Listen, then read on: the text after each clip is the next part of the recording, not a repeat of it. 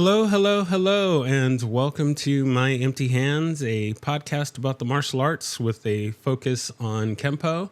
As always, I am Reggie Darden, and I am quite overjoyed and excited and all kinds of other great words about my guest today, Mr. Brian Doucette, the host of the most excellent Everyday Martial Artist podcast. So,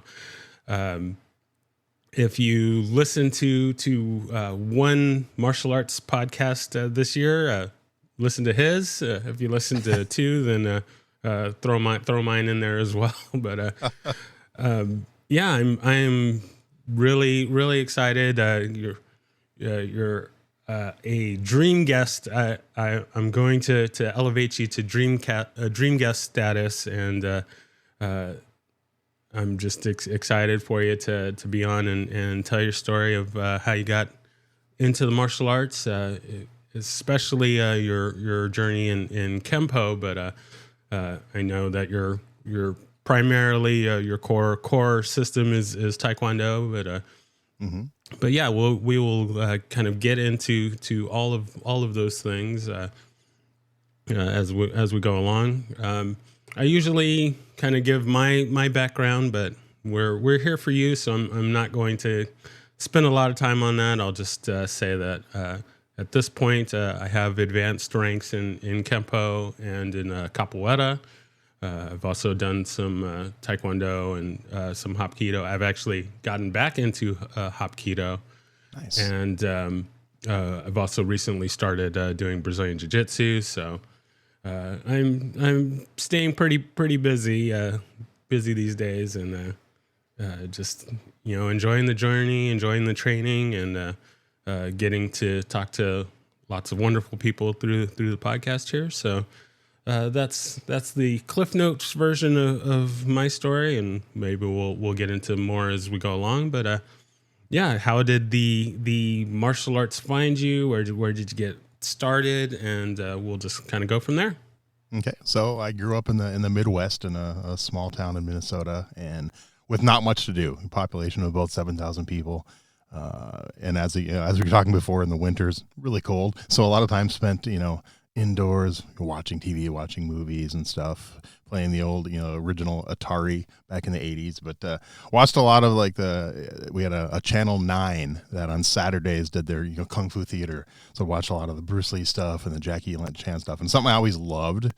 But as you know from hearing my story before, it was never something I thought I could do. I loved watching it, but I thought you had to be like the superhuman athlete or whatever to do martial arts. So I never even considered doing it myself. And that all changed in June of 1984. There were, like I said, movies were a big part of it. I lived 6 blocks from the local movie theater. So even, back then in the early 80s, 6, 7 years old, 8 years old, 9 years old, 10 years old, parents would let me and friends walk to the movies alone and go see movies. So, I mean, I remember I actually remember this kind of, nothing to do with martial arts, but this was a single screen movie theater. So when it was a big movie, it was packed. And I can't remember how many people it held. They've since remodeled it. Now it's like 3 screens. But I remember going to like the premiere of Annie when it came out, and Raiders of the Lost Ark. And I remember both of those movies. I was standing by the front door of the theater, about 10 feet away from the front door, but I was at the end of the line. It went around the whole city block to go see those movies. So like movies were a big deal, and we used to love going to, opening night was and still I love going to movies opening night. But in June of 84, this new movie that we've been hearing about came out called The Karate Kid. And, any martial arts movie, if it was one my parents would let me go to, I'd go see it. And back then, a lot of them, you couldn't. A lot of them were, Chuck Norris, a lot of them were rated R and stuff, and I couldn't see them in theaters. But this one was geared towards kids. It was called The Karate Kid. So me and a couple friends went to it and just blown away by the movie. And as we were walking out of the theater, our local Tung Sudo school, which is about a block from the movie theater, was actually in a dance school above our police station. They were standing in the lobby handing out free passes. This little yellow card said, 30 free days of karate lessons. They still, back then with the marketing, they called everything karate because no one knew what Tung Sudo was. No one knew what Taekwondo was. It was karate, of course. And once you got into it, you learned what it was. But yeah, that's kind of how it started. Yeah, I think it was the opening night was on a Friday, and my first Tung Sudo class was on a Monday night. And I remember walking the 5 blocks to the karate school in June of '84, and of course, we didn't have uniforms at first because we were brand new. They just said on the card, it said wear loose clothing. So I think I remember exactly. I wore camouflage sweatpants and like a camouflage t-shirt. And the instructor, for all the time I was there, his nickname for me was Camo. That was how I was known in class. Like, Camo, come over here. So that was kind of how I was known. But that's how it all started. My first instructor was Mr. Bill Nelson, who's now Master Bill Nelson, and his assistant was Mr. Tim Broda. But Bill was actually one of the first guests on my podcast as my first instructor. We're still friends, over 40 years later. Obviously, I didn't stick with the style as long as I wanted to. My parents back then couldn't afford it, and before I got a paper out and stuff, and of course, over the next few years, it was just watching movies.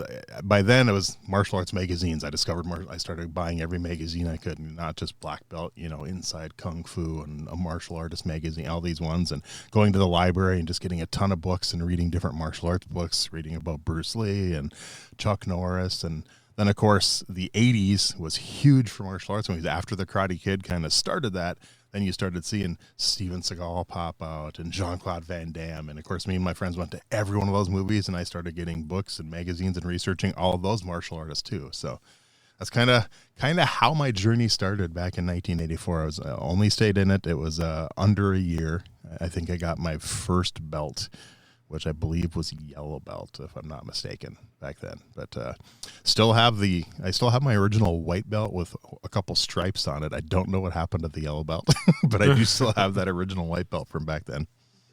Yeah, very nice. I like grew up watching we had the black belt theater, kung fu theater, and I was just enamored by the Shaw Brothers movies and. Yes. 36 Chambers, that was definitely one of my jams, and just couldn't wait to get involved with it. With me, now I don't have any hard facts to confirm this, but when I went to my father to try and get into some sort of a training, he would not allow it. He says that he was a bodyguard for Muhammad Ali for a period of time, and he said that some of the other guys that he was working with, they were always talking about karate and martial arts were starting to gain popularity, and he said that the others were always talking about, oh well, I'm learning this karate thing, and I can reach into a guy's chest and pull out his heart and give him the death touch, and talking about all this killing situation, and so that gave him a bad taste in his mouth to martial arts, and so he would never let me join, and just kept begging him, and it took about 15 years to finally wear him down before I could formally start training, but. Me and my best friend, we would just always watch all kinds of movies, and then came the fateful day when we saw The Perfect Weapon, and it was kind of all over from there, and we got all into that. So I can relate. I do like that you remember the first day and what you're wearing and everything. So all the details to that, I'm kind of surprised that I'm not that same way. I certainly remember the first few months, but the exact details of that first day are still kind of cloudy to me. But one other thing that jumps out, and I think back about this, and I brought it up to Bill when I was interviewing him, and he thought that was kind of funny. But we didn't, in class for kicking and punching, we didn't use like padded targets. We actually used X-ray paper. I remember them holding up X-ray paper, and that's what we were kicking to practice our snapping kicks and our punches and stuff. And it was the only school I ever did that in. And like I said, it was a dance school. It was all hard floor, so of course, a lot of falling and bruises and stuff. But I remember that. First time I remember using padded. I think it was probably Shotokan. Might have been Shotokan, or it might not have actually been until I joined traditional Taekwondo, but I can't remember if we used them in Shotokan or not. I know that was the first time we actually used padded gloves for sparring was in Shotokan. Mm-hmm. Yeah, that was different too. Right on. I like it. So after the Tang Sudo, what was the next? It was a couple. Like I said, my parents couldn't afford it, and by the time I actually got a job and stuff, obviously I had other interests as I was growing older. Another, completely different side of my life. Around the same time as I saw Karate Kid, I also saw a movie called War Games. My uncle was the big movie buff in our family, and he was my godfather also. So he had this huge. He had like 1,000 Betamax movies. And he'd always invite me over, and we watched movies on weekends. And he was the one who showed me War Games. And of course, my eyes lit up. I'm like, oh, I need to get a computer. And of course, so that was another part of my life that was really important. I fell in love with technology, and I remember, getting a job, a paper route, and saving up and getting my first Commodore 64 computer back in the early 80s, nice. mid 80s. And so, it was, I don't remember specific. I think I can't remember if the school. I know Bill ended up, I think, turned the school over to Tim, and Bill actually moved about 30 miles away. So it's like the original instructor I had wasn't there anymore, and I can't remember if maybe that's why. I do remember what it was. It was around the time Van Damme started making it big. It was when I could have actually afforded to pay for lessons myself. And I kind of fell in love with Van Damme and started doing research on Van Damme and found out that his first style was Shotokan. So I was determined, nope, this Tung Sudo stuff, it was fun, but I want to do Shotokan. I want to be like Van Damme. So I started doing research and found out the closest Shotokan school was about 30 miles away. So I basically made plans. I think at the time I was probably 13 or 14. I said, I'm gonna basically save up for 2 years, and when I turn 16, I'm gonna start driving the 30 miles for Shotokan. So those few years, I still kept saving up money and doing the books, but I focused more on the technology side, and started dabbling a little bit with, which ended up finally leading to my overall to the podcast. I started dealing with kind of like mixing some audio and stuff on the Commodore 64. It had back then, very, very old technology, but it had a cassette deck that would plug into it. And you could actually import music and mess with the audio. So I actually started editing music and editing audio sounds when I was, probably 12 years old in like 1986, 1987. So that got into that. Also got into CB radios because of movies. Nice. So I got into using my voice and stuff and talking. And when I was a freshman in high school, that's actually when I was trying to find a better job. I was working so I started with a paper route, and then moved to the newspaper that I delivered for. Hired me to come in one day a week and unload trucks. That was my first hourly job when I was 12, but I wanted to make more money. So I actually found a job at a local radio station when I was 15. So I started in radio when I was 15, and started doing that to make more money to save up. And it was, going along, 15 years old. And it was about a couple of weeks before my 16th birthday when I knew I could get my license and start driving and stuff. And I'd already talked to the instructor, had went down to meet him, got my dad to drive me down there to meet him, said, I'm going to be joining. And I remember January 23rd, 1990, the day before my 16th birthday, high school gym class playing kickball. And I was on third base trying to get home, and the guy who was trying to get me out threw the ball too low. It hit my feet and tripped me. And my leg bent about 45 degrees the wrong direction and completely blew out my ACL, my lateral meniscus. And I was beyond pissed. I was just devastated because I knew that, first of all, there's no way I was going to get my driver's license the next day. And so it ended up being, I never had my knee completely rebuilt. They wanted to do that, but back then they wouldn't do it while you were still growing. So I was supposed to wait until I was like 19 or 20. They're like, we're going to send you to rehab, and everything, and start strengthening it. And you'll have to wear a knee brace. He's like, you won't be able to do martial arts at all. And of course, in my mind, I'm like, screw you, doc. Like, exactly. Yeah. Exactly. That's not. And then the nice thing about that rehab was it taught me how to work out. I'd never been, I'd never done weights and stuff before, but it sucked. I mean, it was painful getting that knee back in shape because, that physical therapist, like forcing my leg to go straight and forcing it to bend all the way. I mean, I had tears in my eyes many times, but over the next year, my leg got, pretty strong. I still had to wear a knee brace. So it wasn't until was it end of my junior year, beginning of my senior year, before I was finally able, where my physical therapist said, I think you can do this martial arts thing, because I kind of told him what it was about. It wasn't, it was Shotokan, so it wasn't Taekwondo. So there wasn't a lot of the high jumping stuff, and it was a lot more traditional. And he's like, but you have to wear your knee brace. Mm-hmm. So I basically did that most of my senior year. Unfortunately, with my job at the radio station, I couldn't go all 3 days a week like I wanted to, but I was probably going 1 to 2 times a week. And again, only got to my first belt in there because I wasn't going to a lot of classes. But that instructor was Tim Keel from Central Minnesota Karate in St. Cloud. And the cool thing about him, the first time I met him, walking into his dojo, and I'll have to send you his picture, he looked like Chuck Norris. And, nice. And that's not just like a general thing. I mean, legit, he could have been Chuck's twin brother. And nice. And people don't believe me, and I show them the picture, and they're like, "Oh my god!"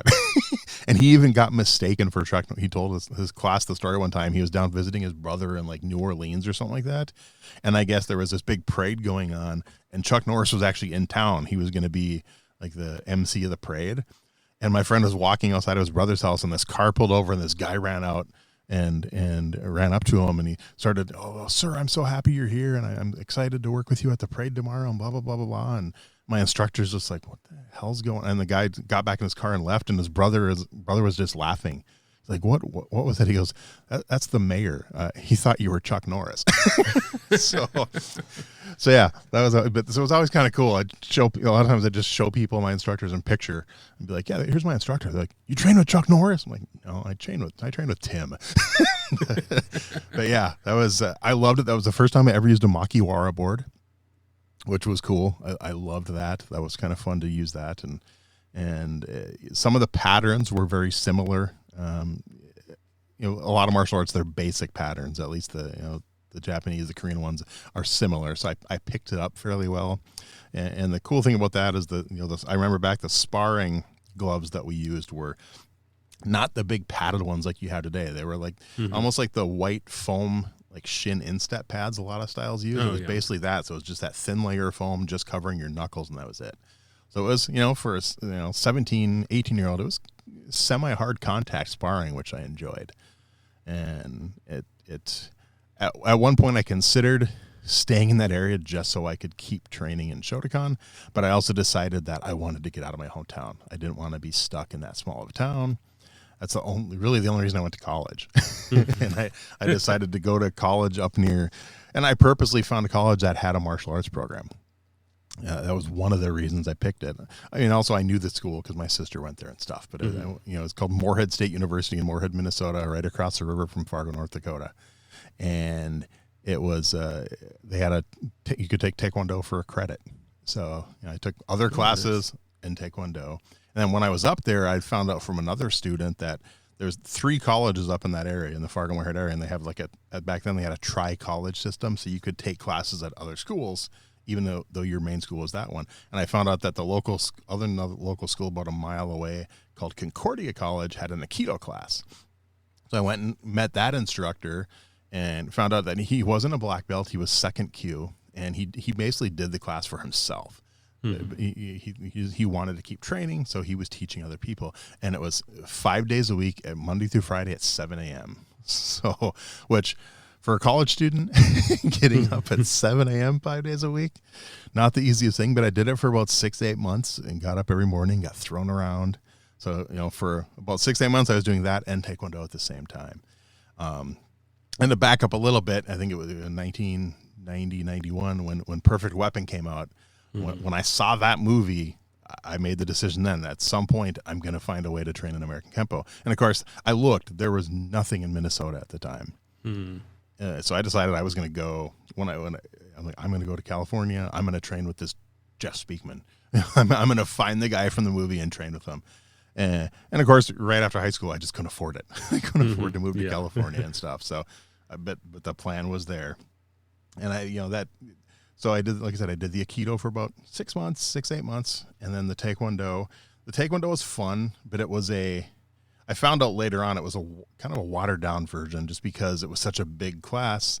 The instructor just felt he couldn't teach everything that he did in his regular dojo to everyone.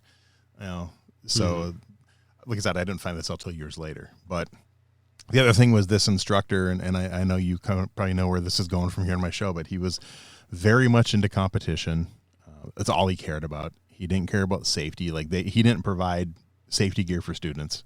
Like if we weren't willing to buy it, it didn't matter. He got in trouble for this later on from the college because students were getting hurt in class and stuff and everything. And he was an asshole. I mean, to put it bluntly, he was not a nice guy. And I'm surprised I put up with him for 2 years. But he drove me to the point that I hated martial arts.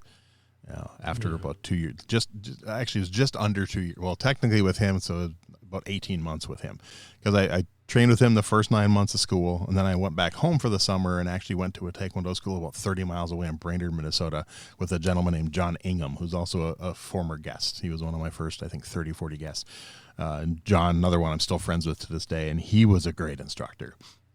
And at the time, they were connected in the same organization. The grandmaster who brought Taekwondo to Fargo, Grandmaster Mu Young Yun, who's now a 10th degree black belt. He's since retired.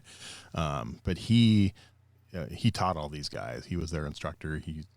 The Northwest Martial Arts Federation or Northwest Black Belt Federation that he founded and stuff. But kind of like the same thing that happened in Kempo when Ed Parker died. Now, Master Yun didn't die. He just retired. But the fight for the power, the politics, that kind of ruined it.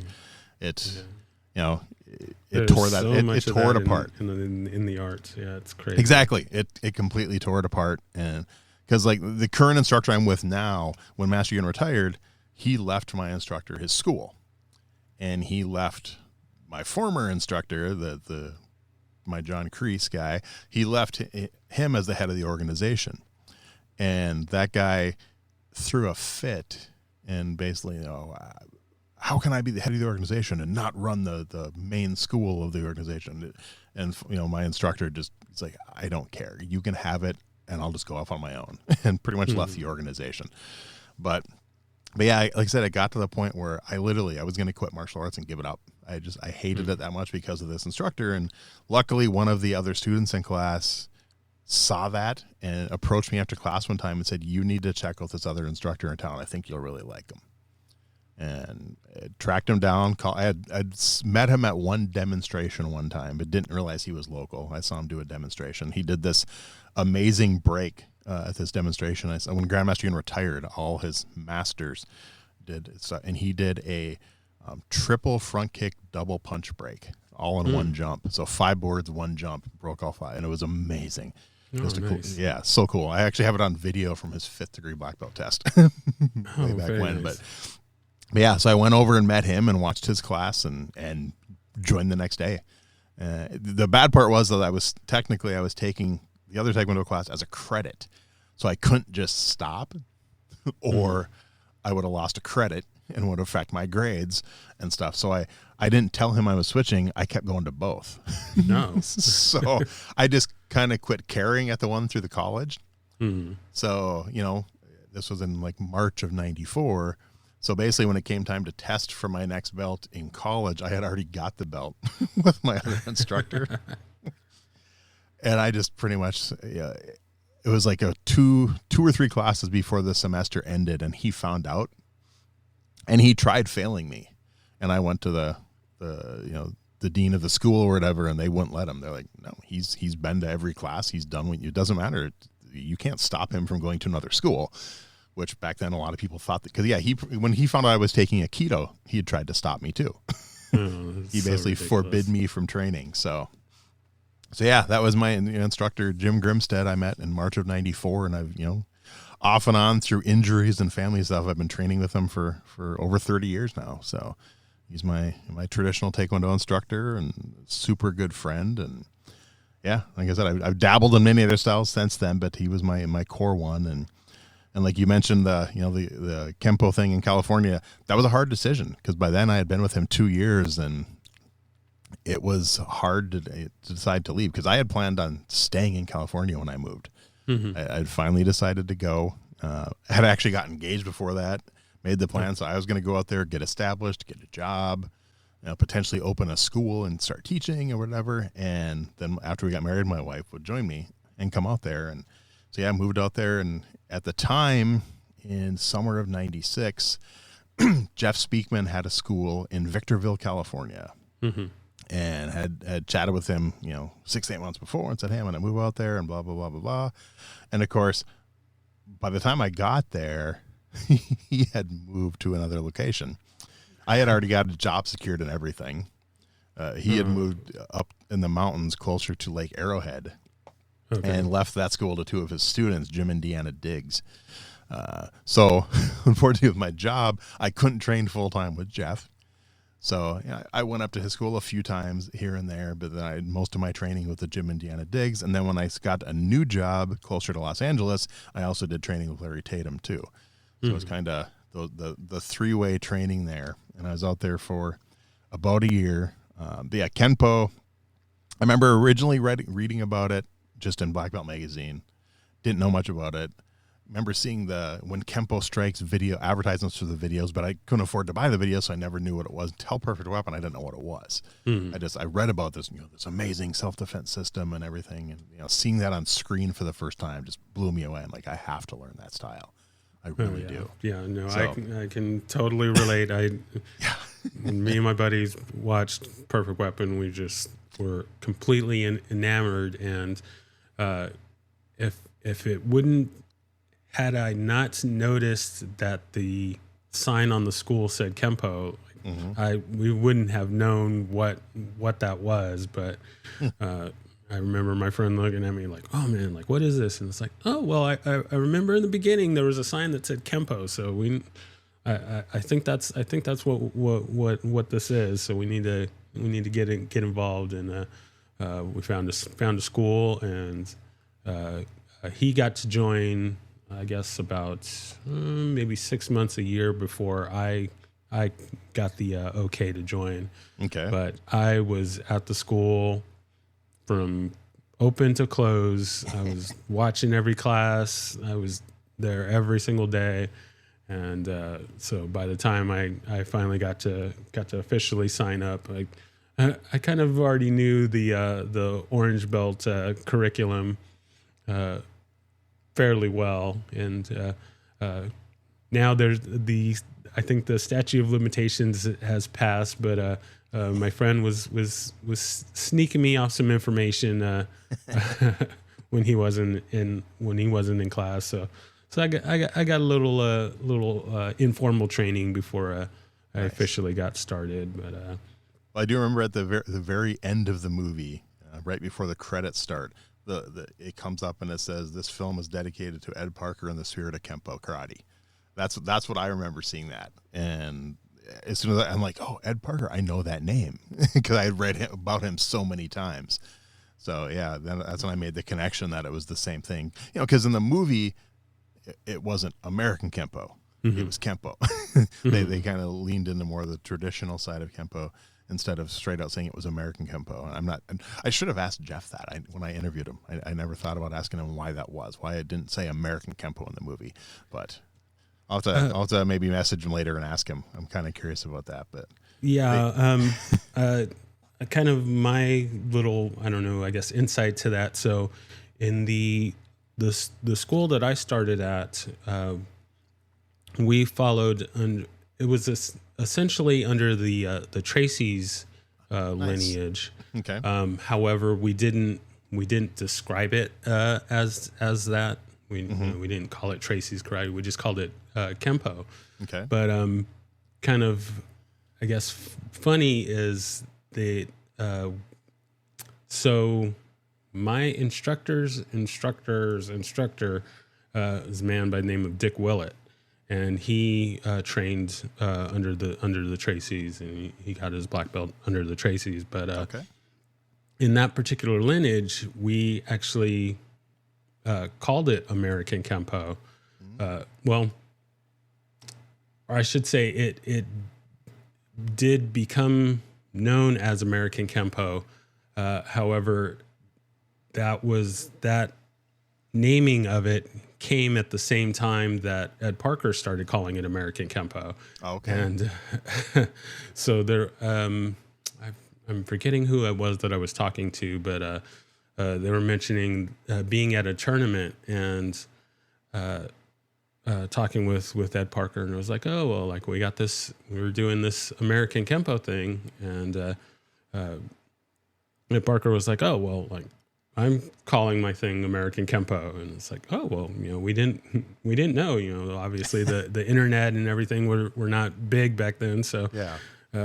Nobody, you kind of knew what each other were doing, and so there was a kind of there wasn't a fight or anything about it, but it was just like, oh well, we're both using kind of the same name, and since then I guess my kind of association or that lineage is now the Southern California or California Kempo, and not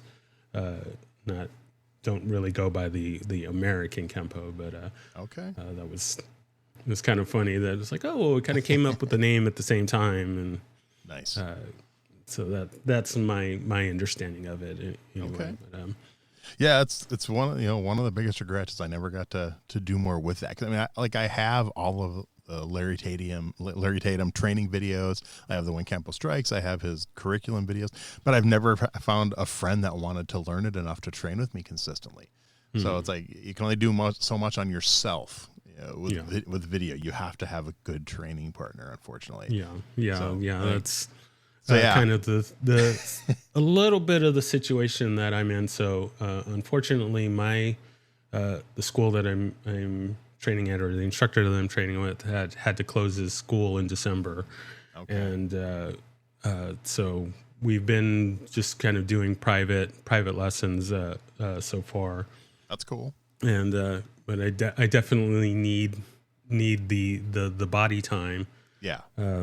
Makes a difference. It really does. And I'm kind of like you. You were talking about how you were there open to close, back, I started with him in 94, and by March of 94, and by the end of 94, early 95, I had made enough friends there, and found out one of the friends who was one of my best friends now, the instructor actually gave him a key so he could stay late. He could come in early, whatever. And he's like, do you ever want to come in? I'm like, yeah, here's my number. And so he had class at the time 6 days a week.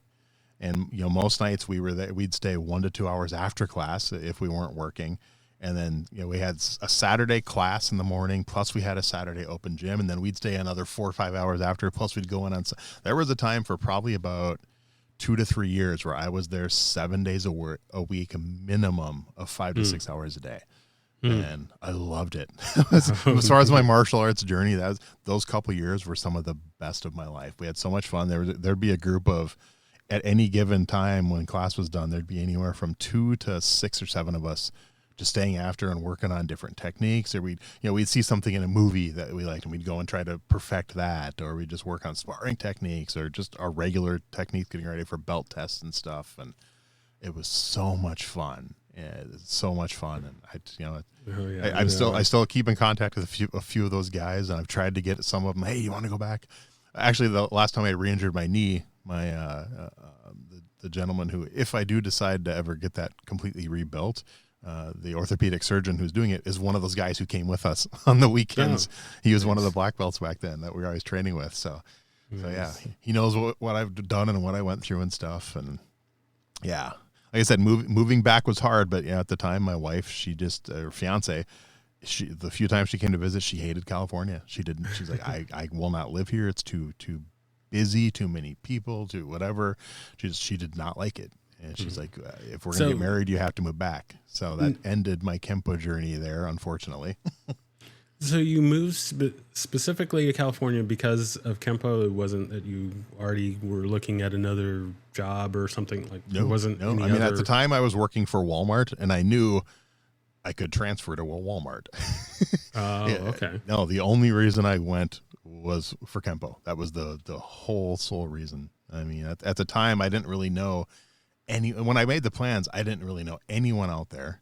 By the time I moved out there, I had 1 or 2 friends that had since moved out there, so I knew some people and stuff like that. But yeah, the whole reason was Kempo. It's because of I don't think there might have been a Kempo school in Minneapolis at the time, but if there was, I couldn't find it. Not that at least it wasn't the Parker lineage which I wanted to do. Mm-hmm.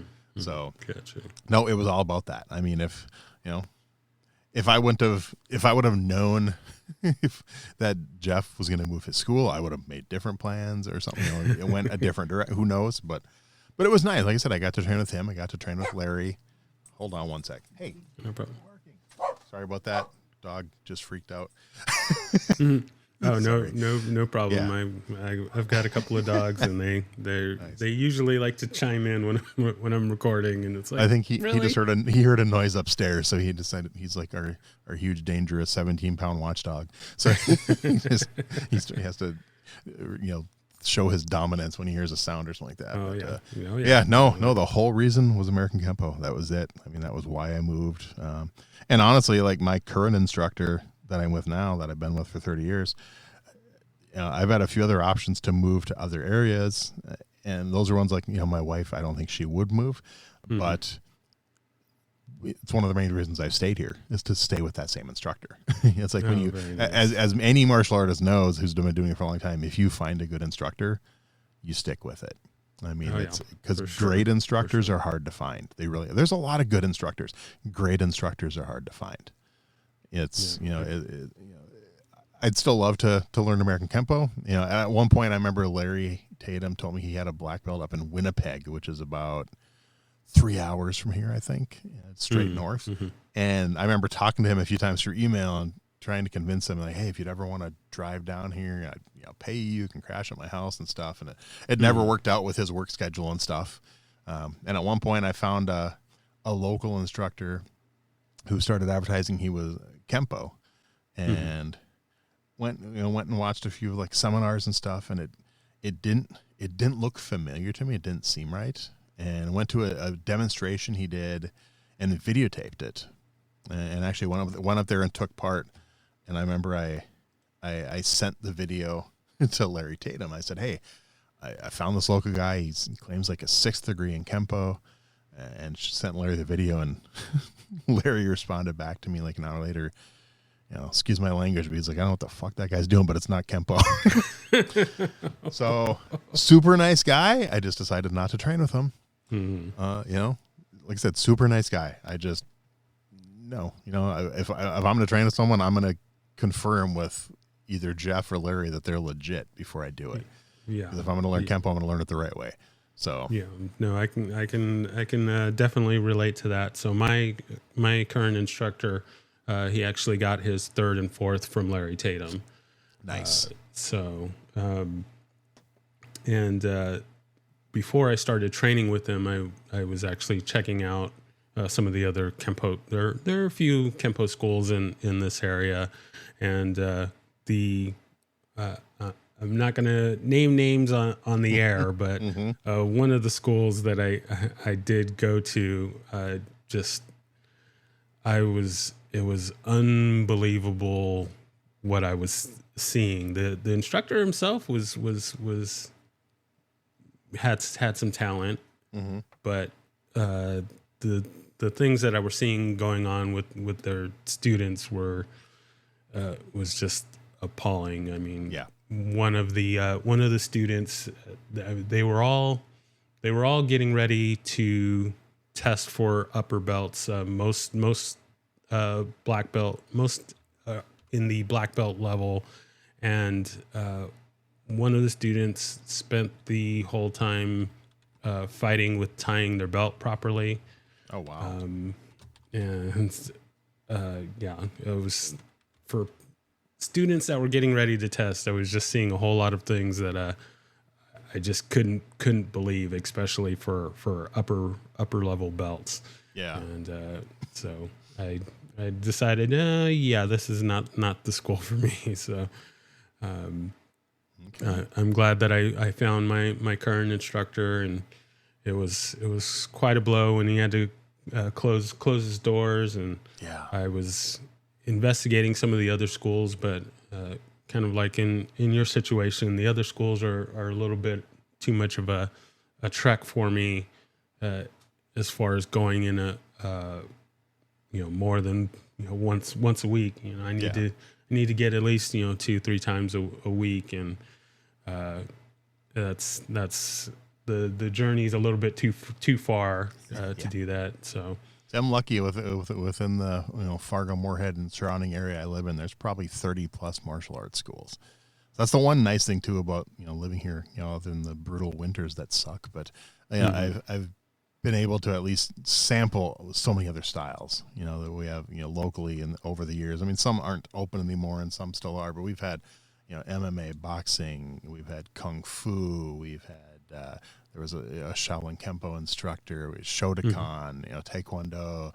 Actually, surprising, no tongue sudo school up here. It's kind of really surprising. That's one of the few that has, but Hapkido, Aikido, and many different styles, which has been kind of fun to sample those, and a lot of them that are open minded that will invite them in and do trainings with them and stuff and things like that. So that bit, like I said, I always kind of stuck with my core instructor since then. After I moved back here and stuff, and stuck with him and started training with him full time again. But I've always been one of the open minded people to always look at other styles and welcome. Like my instructor's one where if a new school, if he hears a new instructor's coming to town and looking for a place, that's when the Hapkido school first came to town. He was looking for a place to open a school. So my instructor reached out and said, hey, I'll sublet you, 2 nights a week if you want to teach. And that's how our local Hapkido school started. Now they're off on their own. He now sublets our local judo club 3 nights a week. They've been with him for over a decade now in that place and things like that. So he's a very open-minded instructor. He encourages, open-mindedness and other styles. And we were one of the first martial arts schools in the area back in the 90s to start doing grappling and ground fighting. Right around the time the UFC came out, when no one else was doing that and people weren't doing the cross training and stuff. We started doing that in 94, 95. So yeah, I'm very lucky. Great instructor to have and be with. And yeah, I've never gone since then full bore into another style. It's always been more dabbling, and stuff. And, a few weeks here, a weekend seminar there, some private stuff with friends who do the training. A lot of the friends who still do Hapkido. I'm really good friends with the Hapkido instructor before he moved away. He was another one of my guests. Did some training with him and stuff, and the judo school, the Aikido school, the jiu-jitsu school. So it's a lot of them, like I said, a lot of them are very cool, very open-minded. I was really good friends with a local boxing instructor, and we did some training for 6 months in boxing, and I taught him how to kick. He taught me, boxing punches. I'd done boxing a little bit when I was a kid, but not that much. So it's kind of fun. This was, if you're a boxing fan, this guy was, had some pretty well-known students, and had a Virgil Hill. He was one of Virgil Hill's original trainers. So nice. I got to train with one of Virgil Hill's trainers for 6 months, which was kind of cool. So very nice. So yeah. And then also when I moved back from California, the other thing that I got back into, because I hadn't done it in about 3 years, was radio. When I got done with college, I couldn't find a radio job. But when I got back from California, that was the first thing I found. And around 90, so this is about 97, so around 98, I had actually pitched the idea of a martial arts talk show to the radio station. And I'm like, hey, this is pretty popular, this UFC thing kind of getting big and everything, and there's a lot of local instructors, and I do it myself, and they won't let me do it. They didn't think it would work, and every station I worked at after that, between 97 and probably 2011, every station I worked at, I pitched the idea of a martial arts talk show, and none of them thought it would work.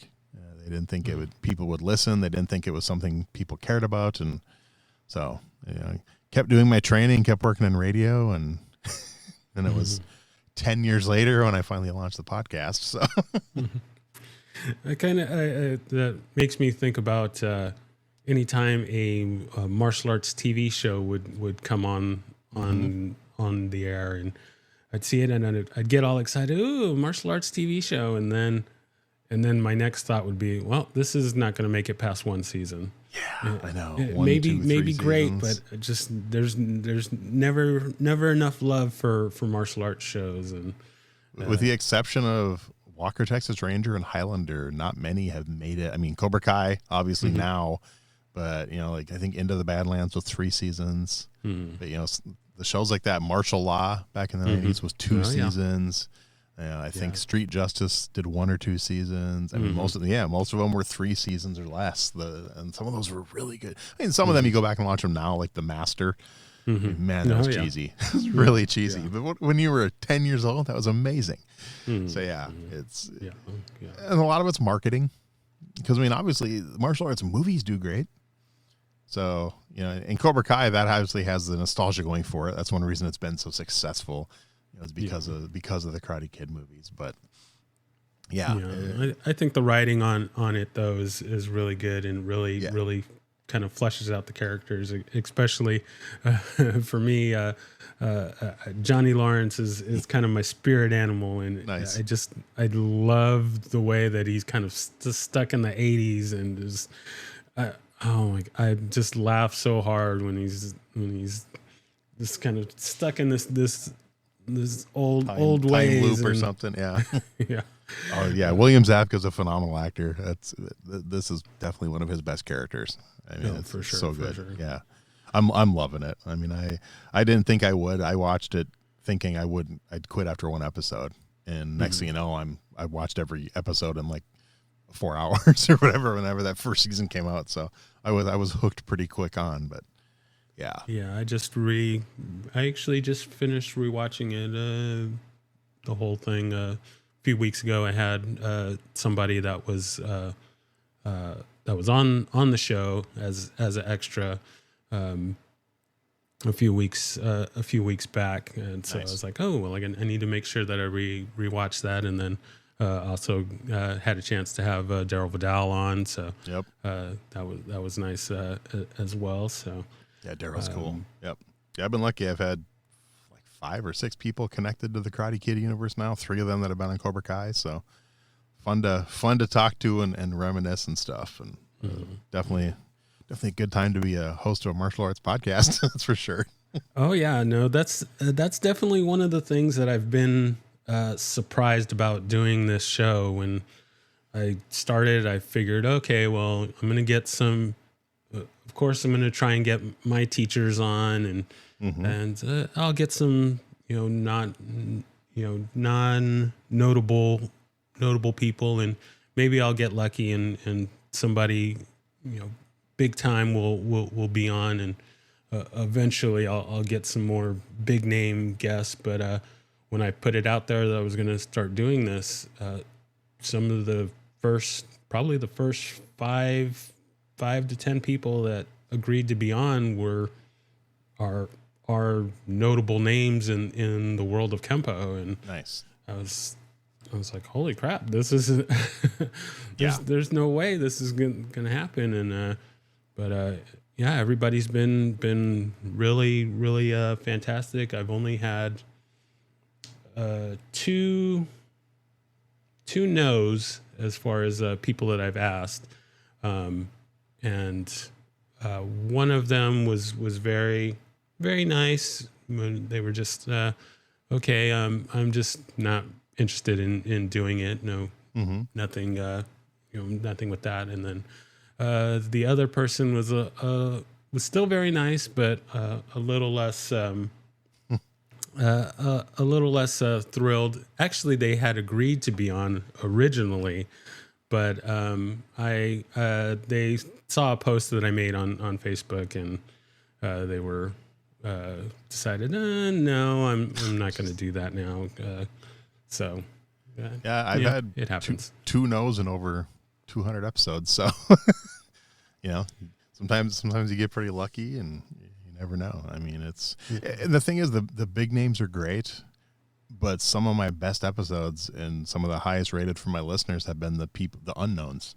Oh yeah, the sure. Instructors down the street and stuff, and things like that. So it's. Like I said, the big names are good, but if you can't get the big names, don't worry, because it's the real people, the stories that people really want to hear. I mean, I think three of my most popular episodes are people that no one's ever heard of. So yeah, that's my big thing. Is I love to hear the stories. I mean, it was great to get to interview Jeff Speakman and Lee Wedlake, and I've got some other people that are on the list that have agreed to be on. We just got to get some schedule in there. Mr. Larry Tatum, I'm sorry, I'm going to call you out here, but he's agreed to be on. We just haven't got him scheduled yet. But Nice. Yeah, I've just been kind of blown away by some of the people that I've had on. But I just love hearing the stories, and so many of the stories of how people get involved or make it their life. I've been surprised by how many people have made the martial arts their life, and they either weren't even going to be a part of it, or they were just they got drugged to a class, and then the person that drug them to the class stopped training, but they kept with it. And I've just been blown away by how many of those kind of stories have that people have. And I just love it. Yeah. Oh, I completely agree. And like I said, that's why those, because a lot of the big name people, most people have already heard their stories. Mm-hmm. Mm-hmm. So that's why it's the unknown ones that are getting super, super popular. I mean, I've had, one of my favorite ones is my episode 120, a local instructor, a Shoshu instructor named Alexis. And she didn't even want to come on. She was like, "Oh no, no one. I've never done that before, and no one cares about my story."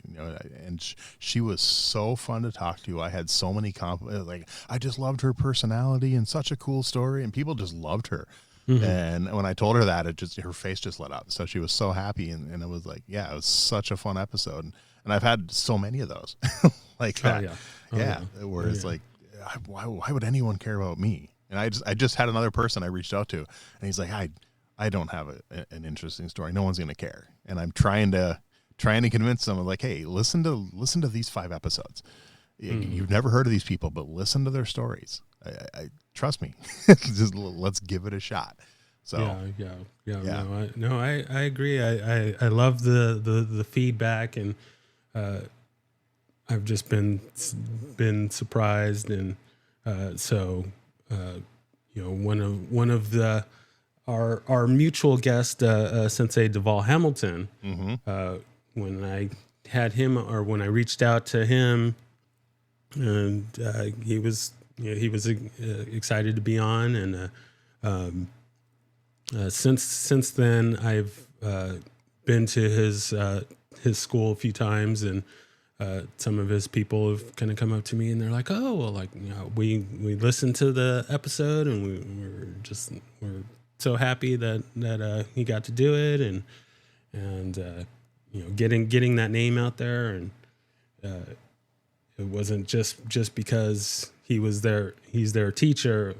It was good to just hear the story, even if they didn't know him. So yep, been pretty excited about how that's all.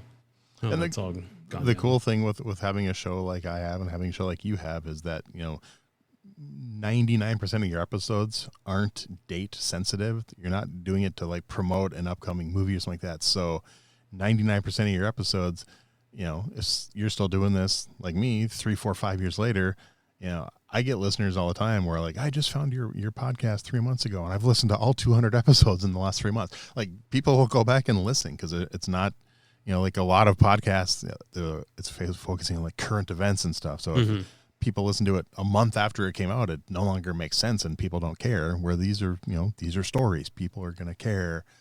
And the other thing, like I've mentioned with a few of my guests, is I've had 3 guests now that I've had pass away, and for at least one of those, I was their last interview before they passed away. And it's like, some of these people, their stories need to be told. These people who have maybe they've never written a book, or they've never done an in-depth interview, or only interviews on paper. They've never been recorded and stuff. So it's like having these out there and archived for future generations, hopefully, to find 20 years from now and be like, oh, this was my grandmaster, and oh wow, we just found an interview from him from 2024. I mean, how cool is that? So it's definitely important to what we're doing, and so hopefully, that's why I love all martial arts podcasts. I know, and like, if this was radio, we wouldn't be doing this. We'd be competing. We're not going to be interviewing each other and helping each other and stuff. And because it's like, okay, Thursday nights at 4 p.m. on 92.7, both, these, and 98.6, both have a talk show. You have to pick which one you listen to. Whereas it's a podcast. People can listen anytime. We're not doing them live. We're pre-recording them, and people can listen to them later and multiple times. And so it's because when I first started doing this, and I said I was going to reach out to all these other podcasts and help promote each other and stuff, people are like, why would you do that? They're competition. I'm like, how are they competition? Do you only listen to one podcast and no other ones? Yeah, exactly. Yeah, exactly. It's like we're all out here promoting martial arts and different angles and just different and different people. I mean, one of the big reasons why I started this, and you've seen, because the myriad of names I've sent your way, it's like, well, he hasn't gotten to these people yet.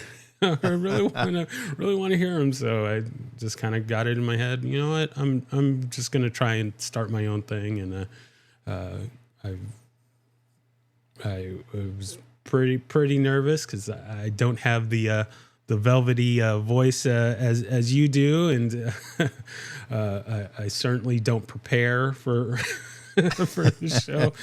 One of my guests, after we talked, they kind of gave me some notes about, well, I'm surprised you didn't ask me about this or ask me about that, and I'm kind of saying to myself, well, I didn't know that you did this or that. I guess I should have looked beforehand, but and like I said, part of that's me, working in radio since 1989. I've done thousands of interviews, not just martial arts ones. So it's something I put, as you've heard me say, I 4 or 5 plus hours into each episode between preparing for it and editing it and everything.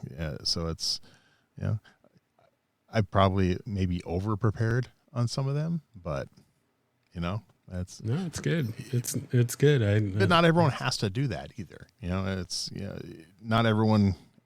Also, I mean, I like I said before this, I do professional voiceover. I've had a studio in my house since like had So, I mean, I had all the gear I needed for the most part, and I was, I didn't have to go out and buy any extra stuff and whatnot. So I was at a radio production studio, at a voiceover studio. So this is something it was easy for me to do.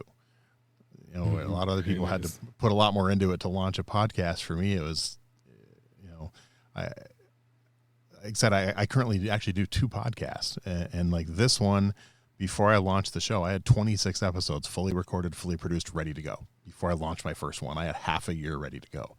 My other podcast I do, that's completely different, I had 45 episodes completely done and ready to go before I launched. So it's and like that one right now, I have 10 episodes ahead ready to go. This one I have 5 recorded, not fully produced yet.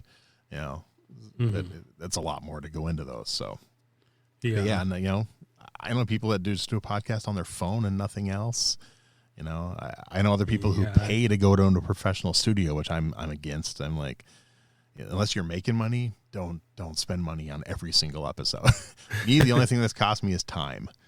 It's cost me some time and some equipment. It's very easy for those of you that are wanting to start a podcast. Just be careful. It gets very easy to start spending money on stuff that maybe you don't really need. But that's one thing. If anyone seriously wants to look into doing it, reach out to me. I'll give you some pointers and some tips. I've helped about a dozen people launch a podcast. You don't have to spend a crap load of money. If you want to, you can, but you don't have to. I mean, I've helped people do it for as little as maybe $150, and I've had people spend well over $1,000 to get into it. So, there's everything in between. Like I said, you can do it just on a phone. You can literally start a podcast for nothing, and obviously if you're going to go after, some big names and stuff, you want it to be a little more professional. You want to put at least some money into it and have some professional gear and stuff. But yeah, it is definitely fun. I love doing it. And as long as the guests keep saying yes, I will continue to do the show as long as I'm able to. So I like it. You definitely have a listener from me. I've been enjoying all the episodes and trying to go back through some of my favorites. And that's the only bad thing with me is because of my schedule. I don't even get to listen to other podcasts. I used to listen to 3-4 different podcasts a day, and now all that time I spent listening to other podcasts is just working on mine. So like, maybe once or twice a month, if I'm driving more than 20 minutes, I'll actually get to listen to another podcast, but it's rare. And I feel bad about it.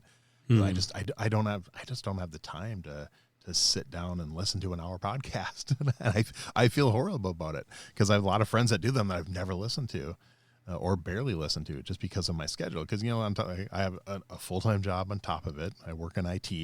I have, like I said, 2 podcasts that I currently do. I do professional voiceover work. That's my side hustle, and that takes a lot of time. Plus, I do professional sports announcing. I'm a stadium announcer for local sports teams. So I do that a lot. I do multiple sports at different colleges and high schools in the area and everything. And so little to no free time. Oh yeah, no. And right now, any totally extra free time I find, I'm trying to go into the gym and start getting back into training in a more regular basis. So. And the same thing with reading books. I mean, as you've heard me say many times on my show, I used to read a book a week. And I've read like 2 books in the last year, maybe. So just because of the free time. Oh, and I'm not complaining. I mean, I miss doing that stuff, but I also love doing the podcast. No, I'm right there with you, doing multiple martial arts and then my job and then doing the podcast, and then I also wanted to get some more reading. So now, having interviewed people, it's like, oh well, I've got this book, and so then I get the book, and I've still got all these books that I need to finish and get to, and don't know where to find the time for everything, but just trying to make it work as I can. So, yeah, that's the thing. I have probably right to my right, I have a stack of about 22 books that I've either been given or bought from my guests that I haven't had a chance to read yet. So, a few of them I've started and got like a chapter in, and then I start editing again and put it aside. I'll pick it up later. Like, geez, I just got another one on Friday. I just got another book in the mail on Friday. And I'm like, I bought a book yesterday. So my the Kempo group that I train with, we got together the other day, and someone brought up, oh, well, we should do like a book club, and there you go. So there's I can't think of the title right off the top of my head, but it's like, okay, well, yeah, let's do that, and so. Like, I don't really have time to read another book, but I went ahead and bought it. A few of my listeners have asked me to actually publish the list of, because one of the things I ask my guests is their favorite martial arts book, and actually go and publish the list on the website. So that's another project that I'm working on. Hopefully sometime in 2025 we'll have it out there. I had started on it about 2 years ago and actually have the spreadsheet with up to like the first 70 guests, and then I just got too busy and kind of forgot about it. So now I'll have to go back and re-listen to at least the end of like 130 episodes to get that spreadsheet going. So that's the other thing, is I don't know if I have time to do that, but plus I'm working on a promo video for the podcast. My instructor said he's going to let me at his next tournament set up a table or a booth, and I was just going to have like a TV with a promo video highlighting some of the most popular episodes and popular guests, like Cynthia Rothrock and Tom the Dragon Wilson and things like that. So people can see that and they actually see their faces and some of the movies they've done, and hopefully get more listeners that way. So always working on different ways to try to grow the show. And I joined a podcast network. That's one thing. Once your show is a little more established and you have it down to a science and consistent with your episodes, everything, something you might consider doing is joining a podcast network. It's a good way to gain more listeners. Meaning to talk to you about that. I noticed the kind of promo on your last few episodes, and so yeah, we'll definitely have to talk about that. Definitely. And yeah, I'm just enjoying the show and looking forward to all the wonderful guests that you have coming up, and just hearing the stories and learning about all these great folks is a joy for me, and all your listeners, I'm sure are enjoying it as well. So, hey, I appreciate it. Seriously, I do appreciate all the referrals, and I do plan on getting to as many of them as I can. I also have another list I'm going through, and so I probably have a list of about 50 different suggestions from listeners and guests that I need to reach out to and research and contact and try to get stuff set up with. And so, yeah. Okay, good to know that I'm not the only one sending them to you. Oh, no, you're not. I mean, yeah, after the first probably 30 some guests that I had, 90 some % of them have come from referrals.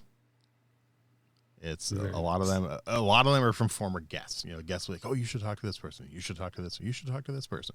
So it's, I've had, one guest that has, Mr. Francis Pineda, that has probably directly or indirectly sent me at least 30 different guests.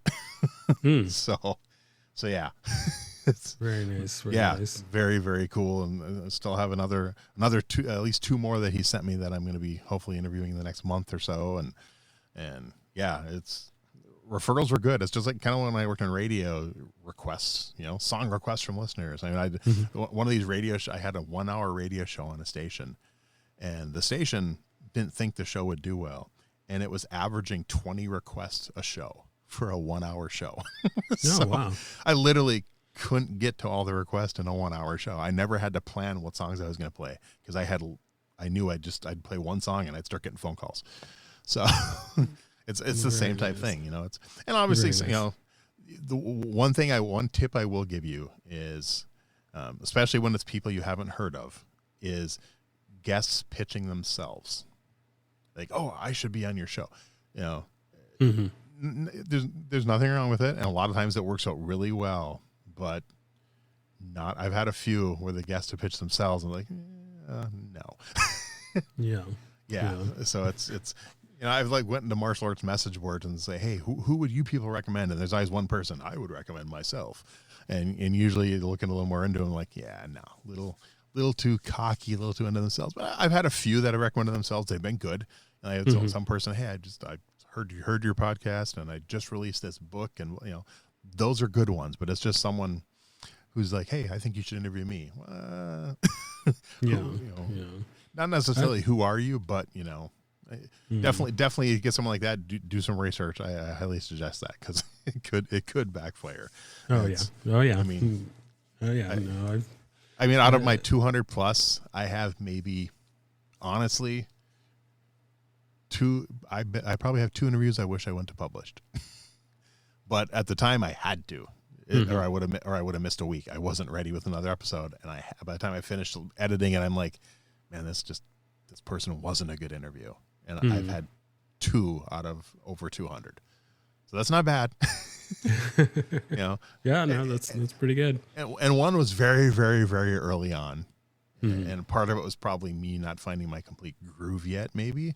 But like I said, just 2 off the top of my head where the guests just weren't good guests.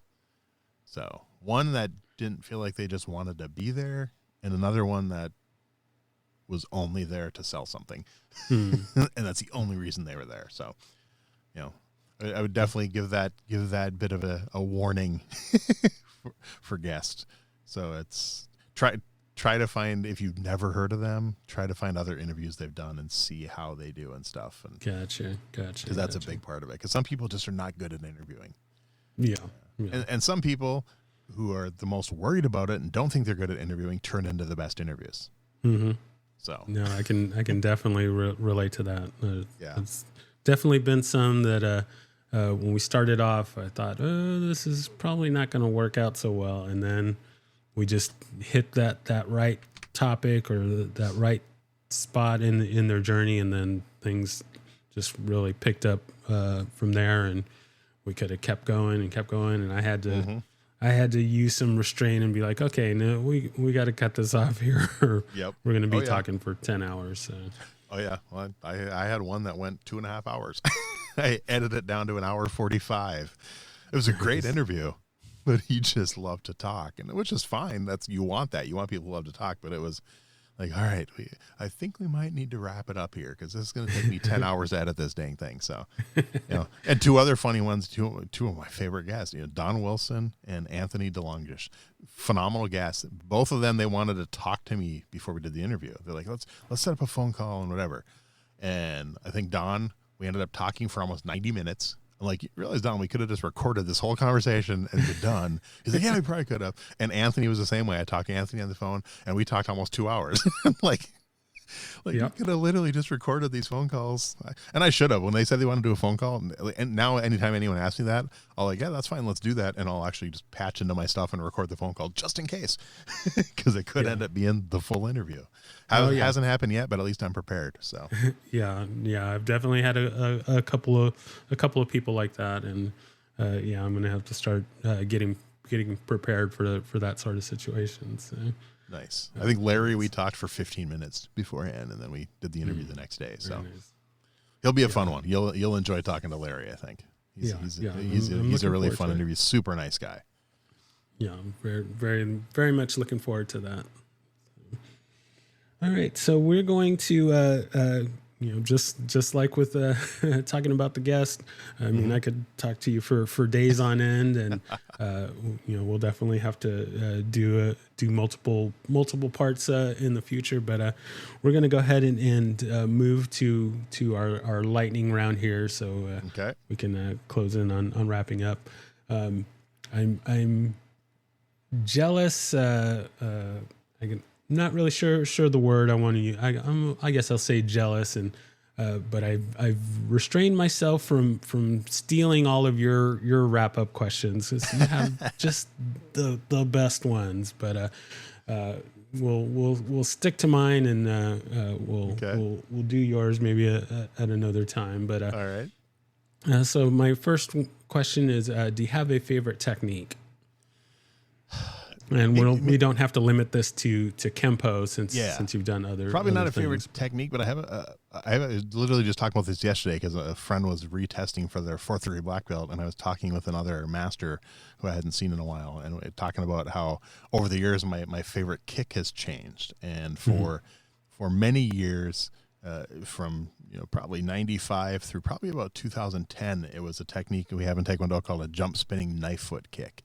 And that was it was my favorite kick, and it's supposed to be lightning round, but a really quick funny story about that. When I was at a school in California, when I was training out there, and one of the assistant instructors was doing a private lesson with me, and 2 young gentlemen came in to watch the lesson, and she was talking to them. They're like, well, we're deciding between this and a Taekwondo school, and she kind of immediately started insulting Taekwondo, and she's like, well, Taekwondo and not really good for real stuff like Kempo is, and blah blah. Like, look at this gentleman. He's done Taekwondo for a while, and she holds up her hand. She goes, "Show me your best kick." And I'm like, "Well, can you please get a pad, ma'am?" She's like, "No." I'm like, "Just humor me." So she goes and gets a hand target, and I did my jump spinning knife foot, and the pad like flew off her hand, and she's like, "God damn!" and shakes her hand, and the kids got up and walked out. So, which was kind of funny, but and I think just getting older, and because of my knees and stuff, not being able to maybe jump as high, it switched to a jump turning side kick, and that's been my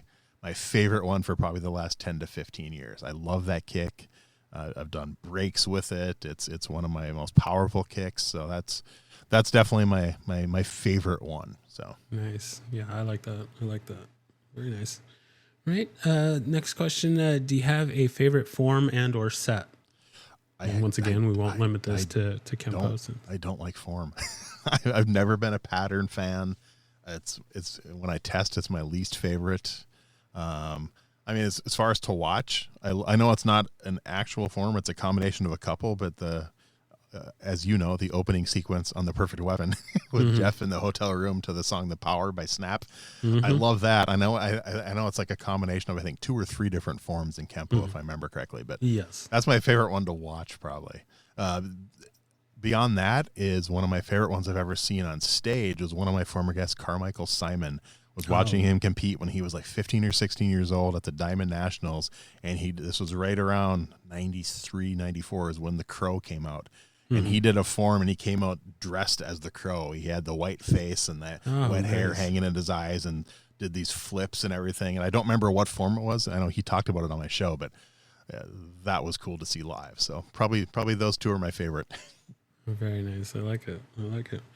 I'm pretty sure I know the answer to this one, but I will ask it. Do you have a favorite weapon?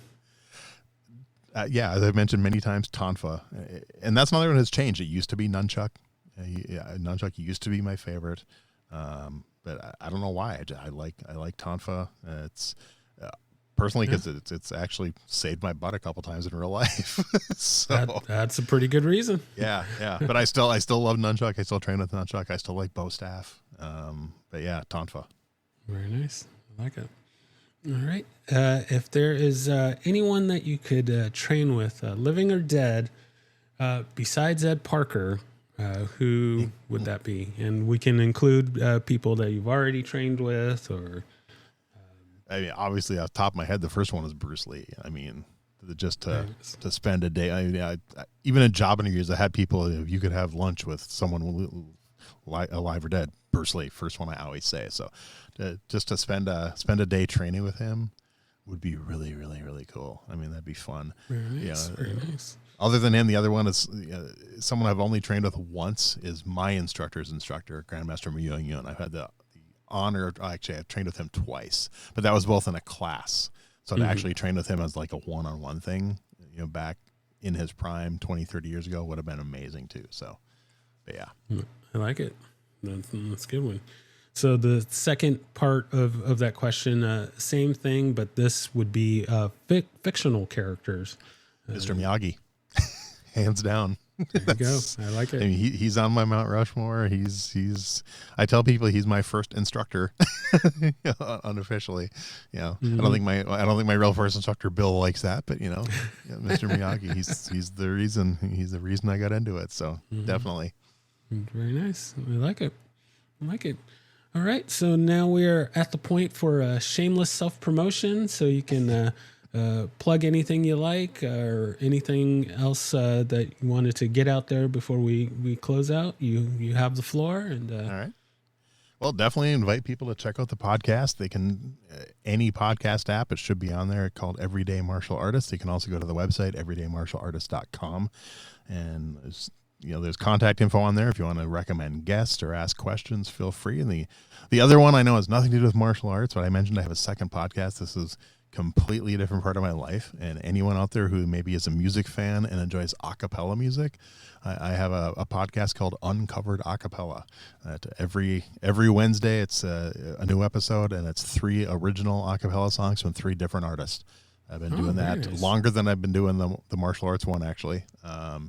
I will have to check that out. Is that a completely different part of my life? I got into a cappella music in the early 90s also, and I own over 4,000 a cappella CDs.